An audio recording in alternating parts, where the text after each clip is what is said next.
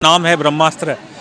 तो फिल्म के रिलीज़ होने से पहले जब ये पहली बार नाम आया था तो ब्रह्मास्त्र हम नाम लेते हैं तो हम अपनी हिंदू मिथोलॉजी की याद आती है। और पहले शायद हमें लग रहा था कि ये फिल्म भी कोई हमारी जो वास्ट हिस्ट्री है, रिच हिस्ट्री है, मिथोलॉजी है कि उससे प्रेरणा लेके कोई कहानी बनाई जाएगी। लेकिन अक्सर अगर आपने इंटरव्यूज़ में सुना हो कि रणबीर कपूर हो या फिर डायरेक्टर साहब हो अयान मुखर्जी, तो वो अक्सर ये कहते थे कि ये फिल्म हमारी एक फैंटेसी फिल्म है। तो वो मुझे थोड़ा सुनने में अजीब लगता था कि नाम ब्रह्मास्त्र है और फैंटेसी फिल्म है।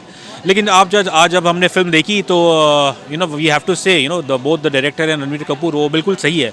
क्योंकि ये आपकी ट्रेडिशनल हिंदू मिथोलॉजी फिल्म नहीं है, ये एक अयान मुखर्जी ने अपनी एक दुनिया क्रिएट की है, अपनी एक ओन मिथोलॉजी क्रिएट की गई है।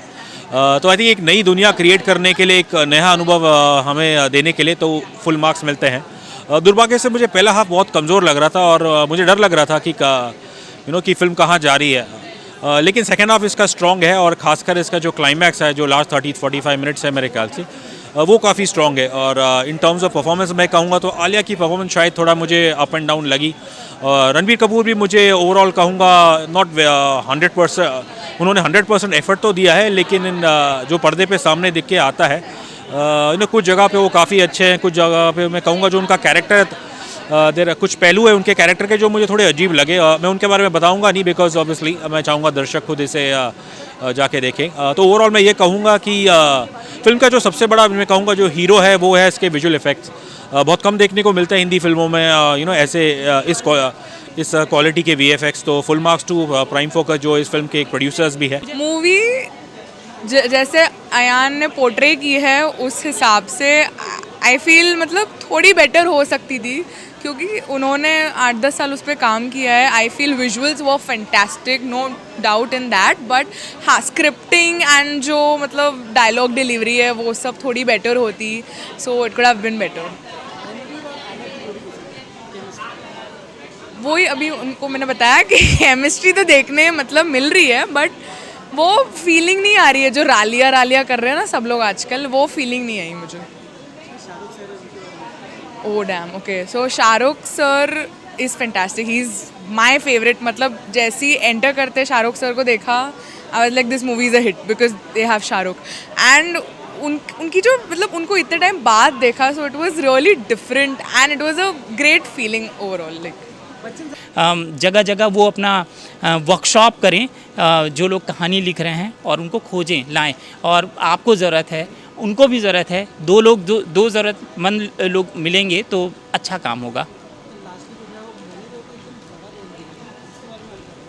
अच्छा है मौनी राय, डाइनिंग हॉल का हर व्यक्ति, चाहे वो बच्चा हो, बूढ़ा हो, जवान हो, हर कोई जानता है उनको। सिर्फ सास बहू नहीं जानती, हर कोई जानता है।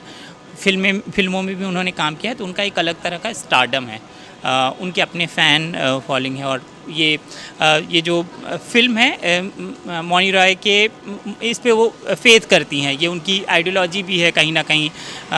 वो श्रीमद् भागवत का अध्ययन करती हैं और वो चाहती हैं कि लोग इसको जानें।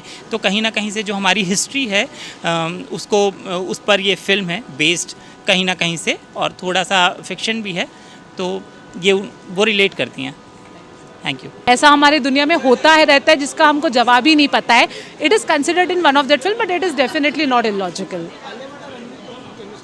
बहुत प्यारे हैं यार। अब बट मैंने यही बोला कि रणबीर में वो चार्म है, वो जो भी उनकी ऑन स्क्रीन एक्ट्रेसेस रहती है, अब कोई भी फिल्म उठा लो, उनकी केमिस्ट्री हमेशा से ही अच्छी रही है। एंड आलिया तो ऑफकोर्स बहुत अच्छी उनकी केमिस्ट्री है, अच्छी थी। I think Mouni proved why she deserved this character.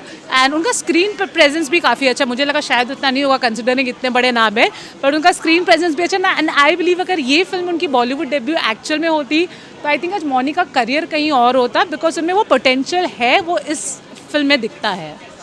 बहुत ही अच्छी लगी मुझे तो, मतलब I just felt that this is how cinema should be in the Indian scenario. इतनी अच्छी फिल्म, फैंटेसी फिल्म है, and it was started to be a fantasy film right from the very beginning, and it has lived up to the expectations. खाली fantasy बोलने से काम नहीं चलेगा, fantasy भी बिलीवेबल होनी चाहिए, and this is what the film actually does. It is magnanimous, it is huge, it is beautiful.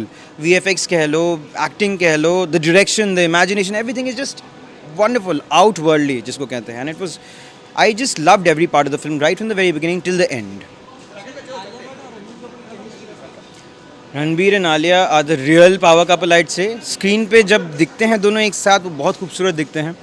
And Ranbir is Kapoor ख़ानदान का बेटा, and he has reinforced that time and again with the kind of acting that he does and the kind of understanding of cinema that he has. We had Raj Kapoor, Shashi Kapoor, Rishi Kapoor, Ranbir Kapoor. All of them are pillars as far as the pioneers, I'd say, as far as Indian cinema is concerned. Alia Bhatt has a great lineage and she's a wonderful actress. Forget about the boycott and everything. You talk about film as a craft. Both of them are excellent in what they do. मुझे तो बहुत पसंद आई ये picture. ऐसा बहुत एक honest film है. अयान मुखर्जी ने अपने 11 साल इस पिक्चर को दिए हैं और वो नज़र आता है. हम बहुत टाइम से ये बात बोल रहे हैं कि बॉलीवुड ऐसी फिल्म नहीं बना पा रहा जो दर्शकों को अपनी तरफ खींचे. इस फिल्म में वो सब कुछ है. इसकी the script is English Hindi चाहिए आपको? हिंदी. इसकी स्क्रिप्ट बहुत बढ़िया है. पटकथा संवाद थोड़े से हिले हुए हैं, वो शायद थोड़े से पॉलिश हो सकते थे.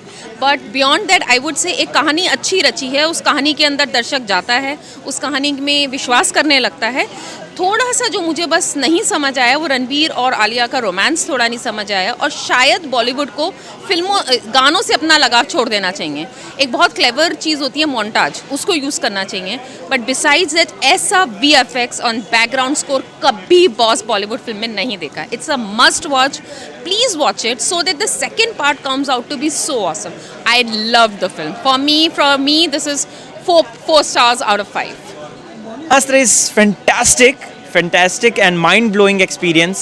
और मुझे ऐसा लगता है कि सभी को ये फिल्म देखनी चाहिए. नॉट जस्ट बिकॉज कि ये बॉलीवुड का माल है, मतलब बॉलीवुड की क्रिएटिविटी है, बल्कि ये हमारे जो इंडिया में जो ताकतें हैं, जो देवी देवताएं हैं, जो मतलब हम जिस तरीके से नेचर को पूजते हैं, इन सब को लेकर जो दिखाया है क्रिएटिविटी के साथ, वो ज़बरदस्त है.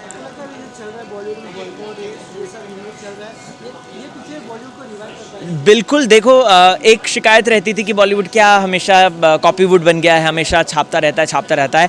लेकिन इस बार अगर ऑडियंस ने इस फिल्म को बॉयकॉट किया तो मुझे लगता है कि उनको कहीं ना कहीं अपने आप ही बुरा लगेगा कि वो इस तरीके की फिल्म को बॉयकॉट कर रहे हैं. रणबीर आलिया एज़ यूजुअल बहुत ज़बरदस्त है. वो तो उनके गाने वाने में सब में दिखी गई थी. फिल्म के अंदर बहुत से ऐसे सीन्स हैं जब उनकी जोड़ी देखकर आप मतलब वो क्यूट मोमेंट्स देखकर आप कहेंगे ओह कितनी ज़बरदस्त है. परफॉर्मेंस की अगर मैं बात करूं, लेकिन इंडिविजुअली मुझे मौनी का बहुत अच्छा लगा काम. जिस तरीके से उन्होंने वो जुनून, वो पैशन अपनी एक्टिंग में दिखाया, ज़बरदस्त. मौनी के लिए दरवाजे खुल गए हैं. अरे वो तो बहुत सरप्राइजिंग एंट्री है. और मतलब स्टार्टिंग में तो नहीं बताऊंगा मैं एग्जैक्ट डिटेल, लेकिन मैं ये बोलना चाहूँगा कि जिस तरीके से वो जो सारा उनको दिया है माल मसाला कह सकते हैं, वो ज़बरदस्त है. और उसको अगर आप देखेंगे ना तो आप लिटरली तालियां बजाएंगे. शाहरुख साहब की ये एंट्री है. मतलब बच्चन साहब ने बहुत अच्छा किया. उन्होंने बेसिकली नरेशन, मुझे एक्सपेक्ट था कि वो नरेट करेंगे स्टोरी को, उन्होंने नरेट की है फिल्म. और एंडिंग भी उन्होंने नरेशन के साथ कुछ बातें बोली हैं. सो यस, एंड हाँ, लास्ट तक रुके रहिएगा क्योंकि कुछ आने वाला है स्पेशल. एंडिंग बहुत अच्छी है यार. VFX से भरपूर है, इमोशन से भरपूर है.